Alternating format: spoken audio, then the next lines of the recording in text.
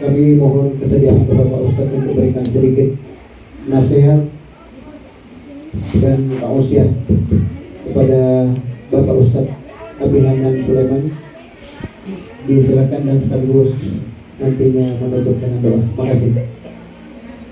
Bismillahirrahmanirrahim. Assalamualaikum warahmatullahi wabarakatuh.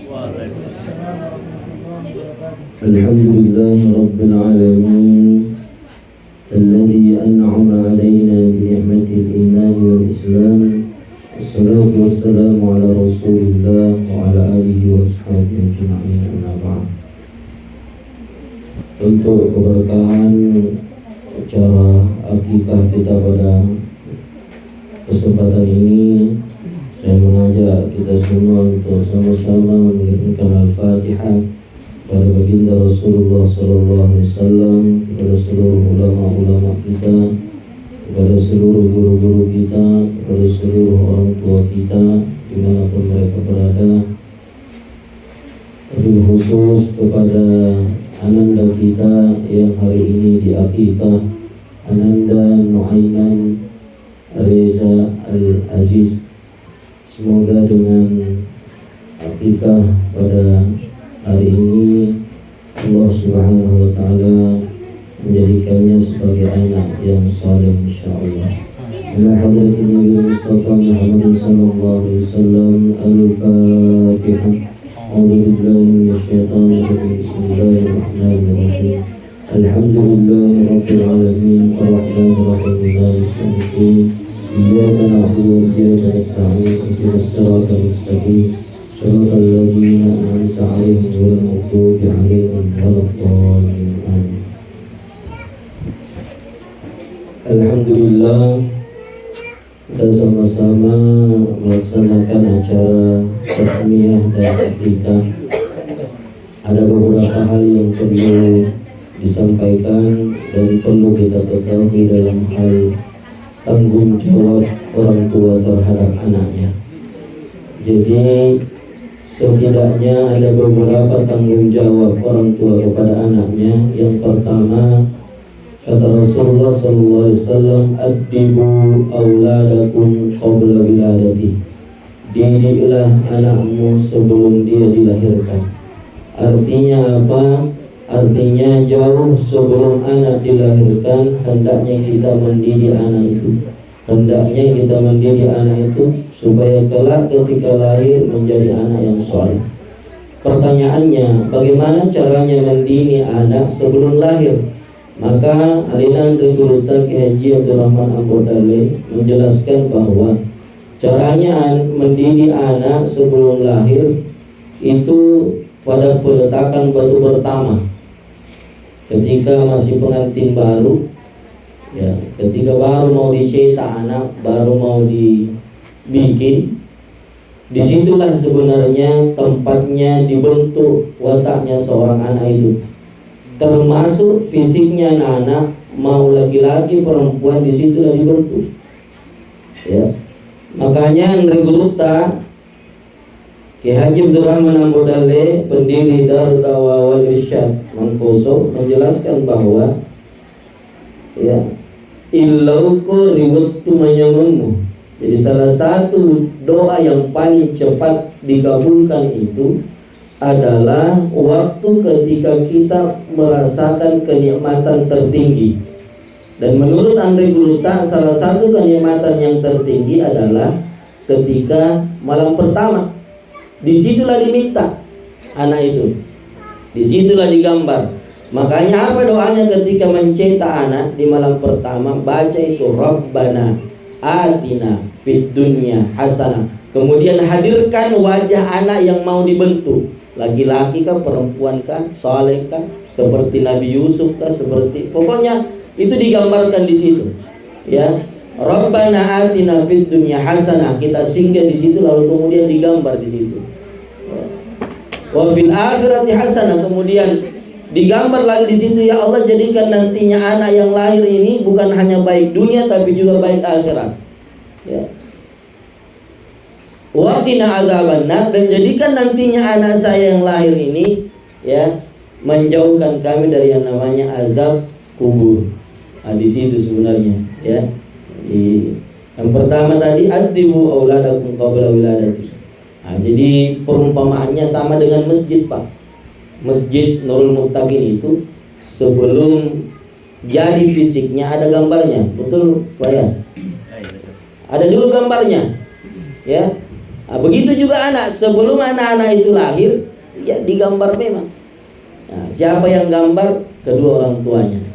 Alhamdulillah, jadi digambar anak Herman, ya sudah jadi gambarnya, sudah lahir fisiknya ya. Apa yang ada sekarang ini itulah hasil karyanya Herman, ya, bersama dengan istrinya. Kemudian yang kedua, tanggung jawabnya orang tua kepada anaknya ketika sudah lahir anaknya, ketika sudah lahir memberikan nama yang baik.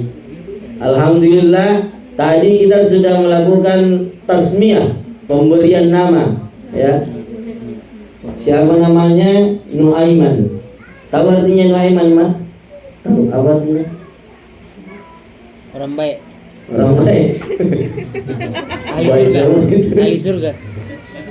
Saya lihat tadi nih penampilan fisiknya, saya bilang memang jago ya orang tuanya ini, kayaknya memang emang ini tahu artinya ini Nuaiman. Tahu artinya Nuaiman kan? Nuaiman dalam bahasa Arab itu ahli seni. Makanya saya lihat tadi drum band ada semua. Tahu artinya ini jago bahasa Arab ini emang ini. Karena Nuaiman itu ahli seni. Seorang anak yang jago dalam ahli seni. Ya. Seni apapun itu.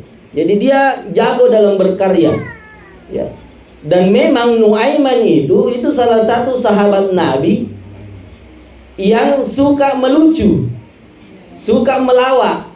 Ya, jadi kalau ada sahabat yang sering membuat Nabi tertawa, inilah Nuaiman. Sampai-sampai Nabi itu pernah sambil tertawa karena dikasih ketawa sama Nuaiman. Lalu Nabi sambil bertertawa mengatakan, Nuaiman ini adalah nantinya sahabatku yang masuk surga karena sering membuat saya tertawa. Nah inilah Nuaiman ini. Ya, mudah-mudahan dia mengikuti ya sahabat Rasulullah, tapi tidak hanya sekedar melawak, ya, tapi melawak dalam hal kebaikan. Ya. Nah, ini tadi memberikan nama yang baik kepada anak kita. Kenapa? Karena nama itu ketika kita resmikan namanya anak, maka pada hari itu melekat nama itu pada dirinya. Itulah yang menjadi doa bagi anak kita. Jadi doa kebaikan yang melekat pada diri anak kita. Oleh karenanya, kalau sudah ada namanya yang baik kita kasih, panggil itu Nuaim, Nuaiman, Nuaiman. Jangan dipanggil lagi dengan panggilan yang tidak bagus. Biasanya orang tua itu kalau nakal-nakal anaknya langsung bilang setan gini, asumi. Siapa yang doakan? Orang tuanya. Oleh karenanya, semarah apapun kita, jangan sekali-kali memanggil anak kita dengan panggilan yang tidak baik. Karena sudah ada namanya. Kalau memang mau marah, panggilkan dia dengan nama yang, misalkan presiden gini anak ini, gubernur ini anak ini, ulama ini anak, supaya nantinya juga menjadi ulama. Ya. Nah, kemudian setelah peresmian nama ada namanya istilah akikah, ya, sunnah muakkad. Jadi orang tua itu sangat dianjurkan mengakikah anaknya. Karena laki-laki dipotongkan 2 kambing. Harusnya sunnahnya itu ketika dipotong kambing, ya, harusnya orang tuanya hadir. Ya, bapaknya, ibunya hadir ketika dipotong itu kambing. Kenapa? Karena disitulah akan diniatkan pas diletakkan pisau di leher kambing, disitulah diniatkan, ya Allah, saya potong kambing ini, saya potong hewan ini bersamaan dengan saya potong sifat kebinatangan yang ada pada diri anak saya. Jadi sehingga anak kita nanti tumbuh jauh dari sifat-sifat kebinatangan. Makanya sangat dianjurkan itu ketika anak-anak diakikah, sebelum disembeli itu orang tuanya hadir menyaksikan dan meniatkan itu. Ya Allah, ugere bembe, ugere toy sininna, sipa-sipa binatang yang ada pada diri anak saya. Kenapa kambing? Karena kambinglah binatang yang paling susah diatur. Jadi sifatnya kambing itu paling susah diatur. Beda dengan sapi, beda dengan binatang lain. Kalau kambing ditarik juga. Ya, paling manja. Sudah dikasih makan, jatuh makanannya, dikasih naik kembali, tidak mau dimakan. Itu kambing itu. Kenapa saya tahu? Karena saya 7 tahun makan bebembe. Ya, di Lepangan dulu tinggal di orang tua, di nenek. Ya, jadi makan bebembe dulu. Paling memang susah di apa? Kenapa itu para nabi itu mengembala kambing? Karena memang nabi mau dilatih kesabarannya. Karena kambinglah hewan yang paling susah dipelihara. Nah, itu tadi. Kemudian ketika pemotongan rambut, banyak biasanya yang salah ketika kita pemotongan rambut. Dulu ya, Nabi itu menganjurkan pakai kurma. Jadi kurma itu dihancurkan, lalu kemudian dijilatkan kepada anak-anak, diniatkan mamagi-magi maceningi ada adana pada Tuhan ceninna karumai. Mudah-mudahan manis mulutnya anak saya, manis kata-katanya sebagaimana manisnya buah kurma. Dulu orang tua kita susah dapat kurma, makanya apa yang diambil? Kelapa. Kenapa kelapa? Karena kelapa lah buah-buahan yang paling banyak manfaatnya. Mulai dari akarnya, batangnya, daunnya, buahnya, ya, tempurungnya, itu ada semua gunanya. Jadi itu menjadi senu-senungan tafaul, ya. Artinya mudah-mudahan nanti anak ini tumbuh banyak manfaatnya sebagaimana banyaknya manfaatnya buah kelapa. Dan kelapa itu bisa tumbuh di mana saja. Bisa tumbuh di darat, bisa tumbuh di air. Artinya semoga anak kita nantinya bisa dia menyesuaikan diri dengan lingkungannya. Makanya Pak, jadi banyak yang salah paham ketika anak-anak dipotong rambutnya. Rambutnya itu bukan dikasih masuk di dalam kelapa. Paling banyak itu memasukkan rambutnya di dalam kelapa. Rambut itu digunting, dicukur, kemudian dikasih tempat yang berbeda. Disitulah dikumpul. Nanti setelah diakikah, setelah barasanji, itu dibotak anak, disunahkan dibotak, digundur rambutnya, kemudian dikumpulkan rambutnya lalu ditimbang.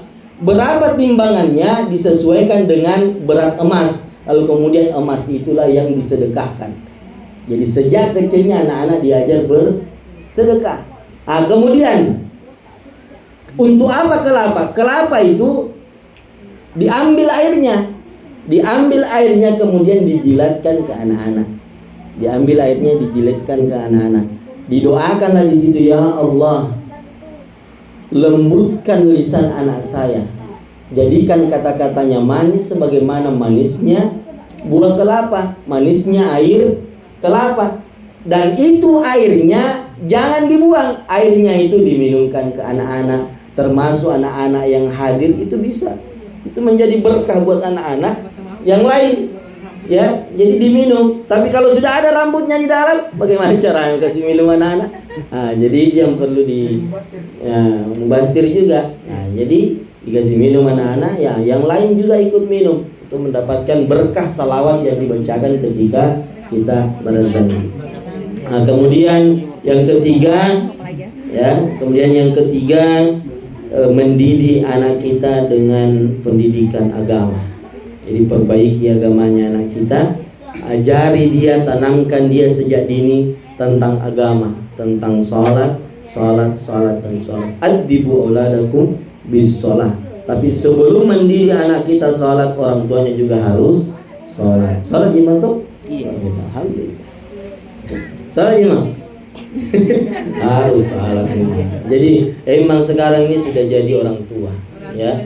Sudah jadi orang tua, sudah punya anak, maka emang sejak saat ini harus sholat. Jadi untuk menjadikan anak kita ahli sholat, kita lah orang tuanya dulu harus sholat. Kalau kita orang tuanya tidak mampu mendidik agama anak kita, bawa dia ke pesantren.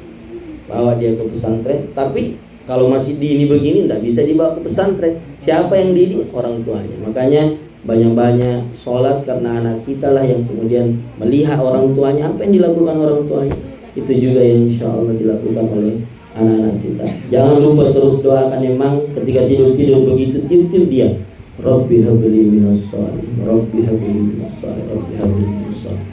Kemudian bacakan Allahumma faqihu fiddin wa 'allimhu ta'wil. Di sambil disapu-sapu kepalanya, Allahumma faqihu fiddin wa 'allimhu ta'wil. Ya Allah, jadikan anakku ini ya Allah anak yang paham agama, yang mengerti agama dan ahli Al-Quran.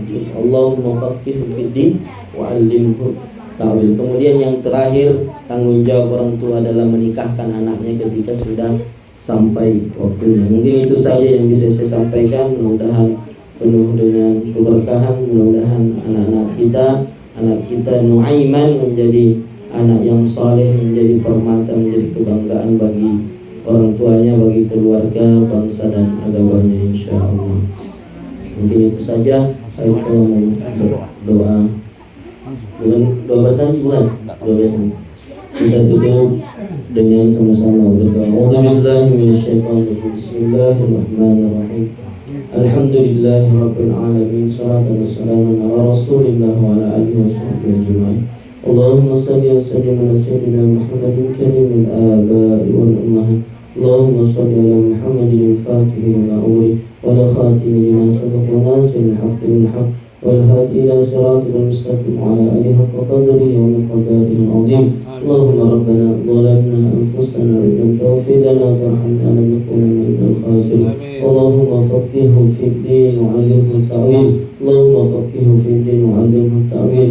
Allahumma faqihhu fid din wa 'allimhu ta'wil. Allahumma ij'alhu min ahli al-Qur'an. Allahumma ij'alhu min ahli al-Qur'an. Allahumma ij'alhu min ahli al-Qur'an. Allahumma nawwir qulubahu bi nuril Qur'an. Allahumma nawwir qulubahu bi nuri hidayatik. كما نورت الأرض بنور الشمس أبدا أبدا برحمتك يا أرحم الراحمين.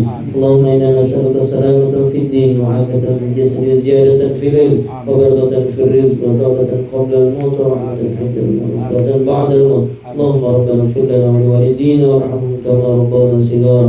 ربنا آتنا في الدنيا حسنة وفي الآخرة حسنة وقنا عذاب النار. صلى الله على محمد والحمد لله رب العالمين ببركة الفاتحة.